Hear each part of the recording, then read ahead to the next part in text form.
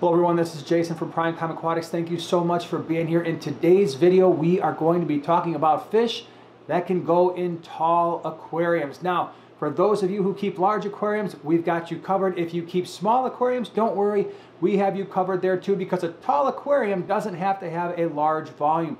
Hope you enjoyed the video. And by the way, if you are looking for more information on the fish that we talk about in this video, check out the description below. We'll have plenty of species profiles for you there. Thanks for being here. All right, so we're going to start our list off with the smallest fish, working our way to the larger ones. The first one is this one here, Heter formosa. This is the fleur-de-lis killifish, and the reason why this fish is on our list first is it is the smallest fish that we're going to talk about today. So these are great.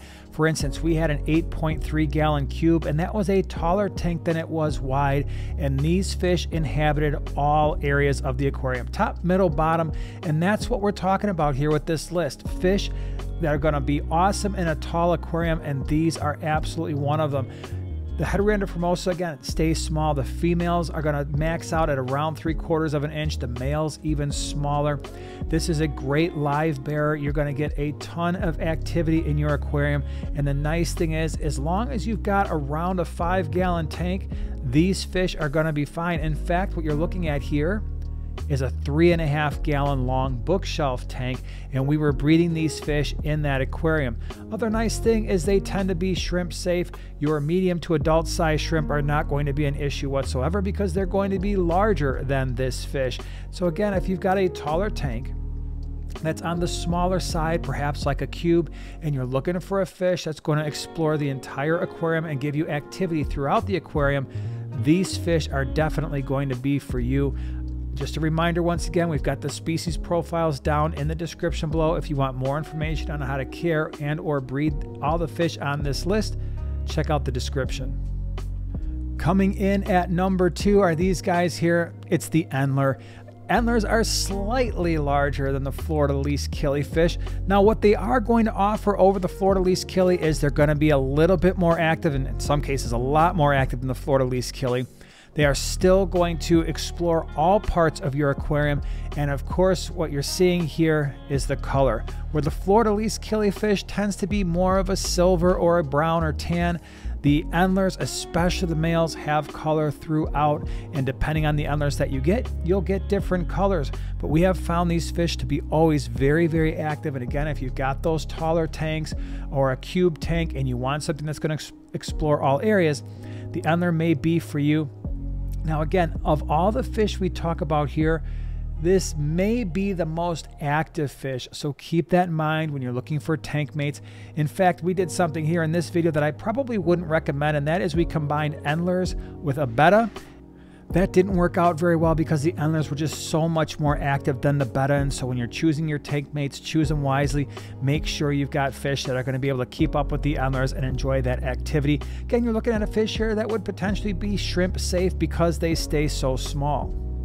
Next fish up on the list is the Guppy. I know the Guppy is similar to the Enderler, but they do get larger. And so if you've got that aquarium that's going to be 10 gallons or greater, maybe like a 10-gallon extra tall or a 20 extra tall, this could be a great fish. And again, for the same reasons as the other fish, and that is they inhabit all areas of the aquarium.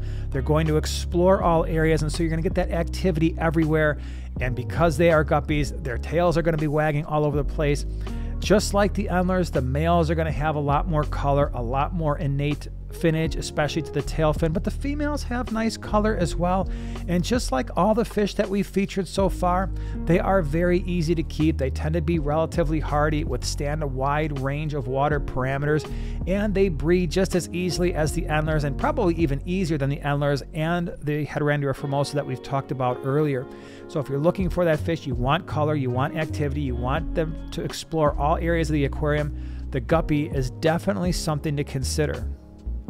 Next up on the list is another live bear. I promise we are going to be looking at other types of fish, but the live bears, so many of them are so active, and they do, just like the Guppies, just like the Enderlers, they are going to inhabit all areas of the aquarium. You're looking at here black mollies. Now this was a 50-gallon lowboy, so this was the opposite of a tall aquarium. This is a very short aquarium, but they would definitely love to have a taller aquarium. I'm thinking about those 29 gallons and the 37 gallons. So something that's going to be a little bit taller. The 40 gallon, not the 40 breeder, but the standard 40 gallon tends to be a taller tank. This would be a great fish for those aquariums, because they like to swim all over the place, top, middle, and bottom. Now, I will say, unlike the other fish we've talked about, some mollies, especially some molly strains, can be a little bit more aggressive than others. This would be a good one if you're considering the mollies. Check out the species profile that's down in the description below. But these are great fish. They come in all different color varieties. Like I said, here I'm primarily showing you the black molly colony that we had, but there are so many different options. Now, the males and the females are both going to show great color. It's actually the females that tend to be a little bit larger, a little bit rounder. It's the males, however, that can be a little bit more aggressive, especially the sailfin molly. Now, if you're going to potentially keep the sailfin molly there, you're going to want a larger tank, maybe like a 55 gallon or even a 75 gallon, because they do get considerably larger than other mollies. And I have found the males tend to be a little bit more aggressive than other molly strains. But this is a great fish if you're looking for that activity, especially all over the aquarium of a taller tank.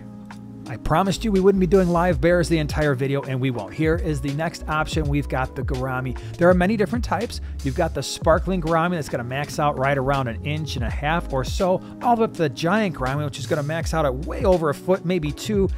Somewhere in the middle, we've got the honey gourami, the thick lip gourami. We have the standard blues and the opalines and the golds and the pearl gouramis. They're usually going to max out somewhere around anywhere from 1.5 inches to 5 inches, depending on the species. Again, check out the species profiles down in the description below. But just like the other fish on the list, they're here because, as you can see, they're going to inhabit all areas of the aquarium. They're very inquisitive fish. They're going to pick at the decorations and at the plants. They don't eat them, but they're going to explore the aquarium. So if you have those taller tanks, like let's say for a honey gourami, maybe you've got a 10 gallon or a 20, a standard 20 or a 29. As you get into some of the other types of gouramis, the larger ones, if you've got a 55 gallon or something like a hexagon, these could be great fish that are, like I said, going to explore all areas of the aquarium.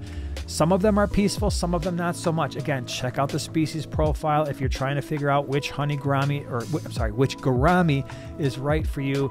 That's why we've made that video, because some of them can be aggressive. Like the pearl gouramis here, not so much. They pretty much tolerate one another very well. But this is a fish, like I said, it's going to inhabit all areas.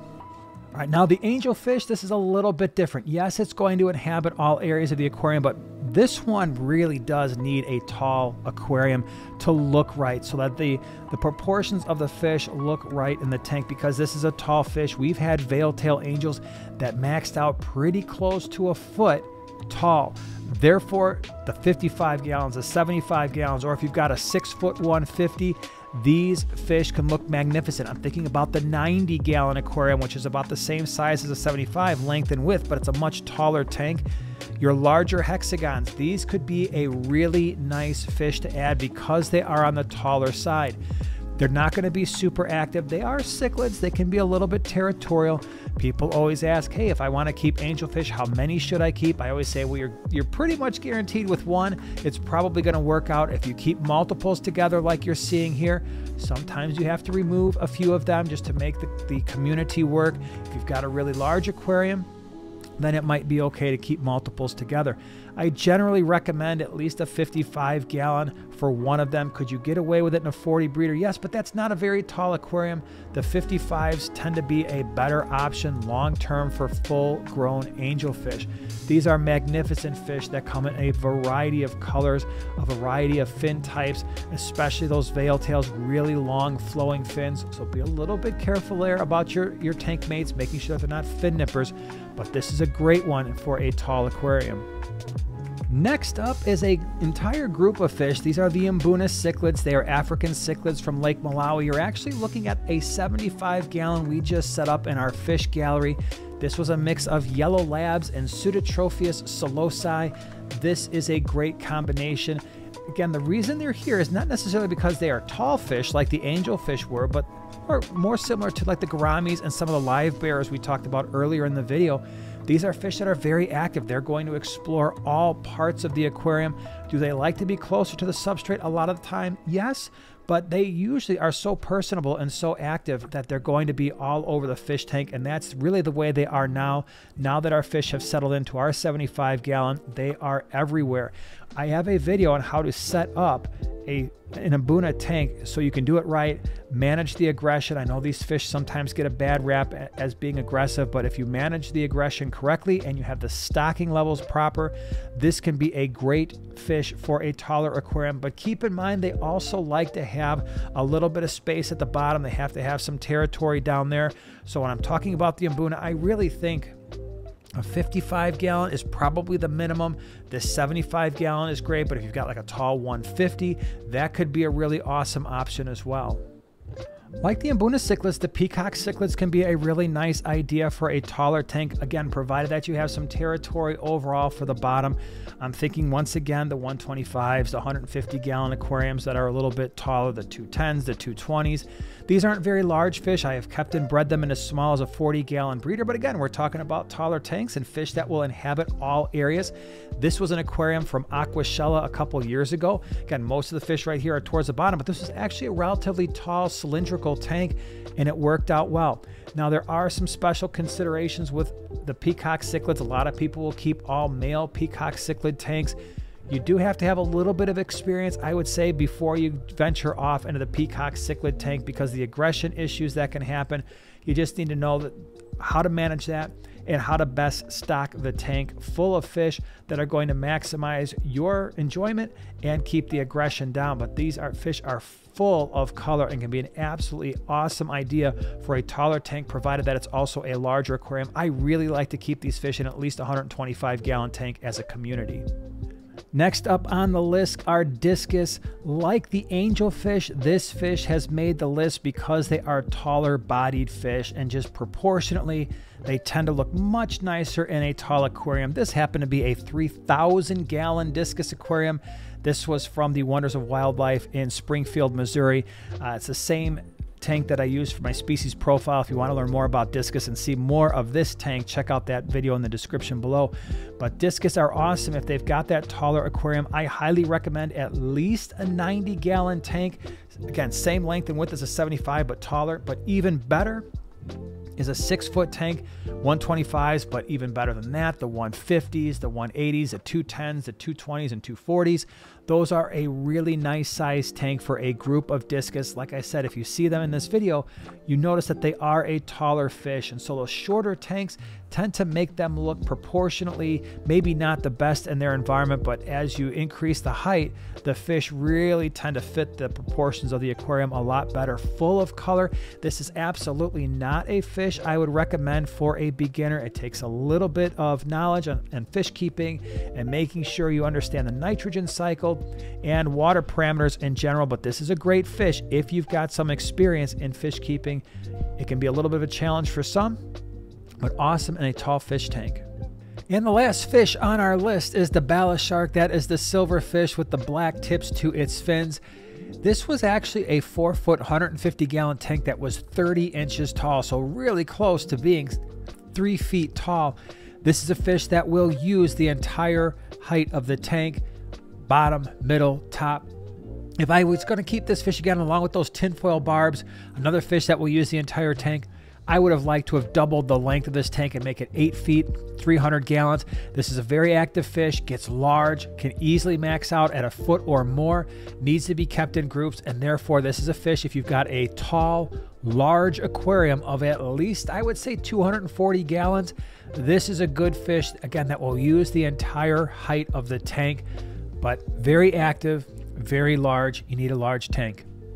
So those were 10 fish that will work well in a taller aquarium. Would love to hear from you. What are some of your favorite fish in taller aquariums? Again, if you want to see more on these fish, check out the species profiles in the description below. Appreciate you being here, and we'll see you in the next one.